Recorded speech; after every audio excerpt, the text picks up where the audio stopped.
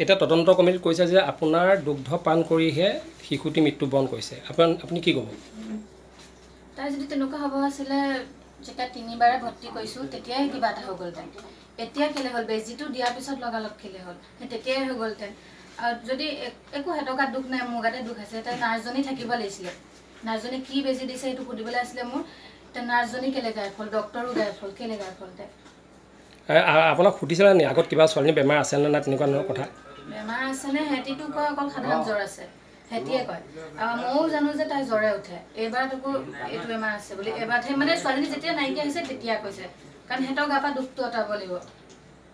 আইচিপাও আমাক তললৈ দিয়া কথা আছিল ছোৱালীজনী সব ঠিকে আছিল বেজিটো দিওঁতে লগালগ ছোৱালীজনী আভাস হ'ব তাৰপিছত মানে এতিয়া তদন্ত কমিটিখনে যেটো দিছে সেইটো প্ৰতিমদন আপোনাক খুচ নহয় তদন্ত কমিটি কোনোবা আহিছিলে নি ফোন কৰিছিলে নি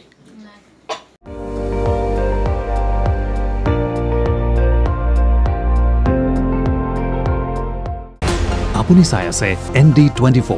সৰ্বশ্ৰেষ্ঠ নহয় সৰ্বোত্তমৰ দৌৰত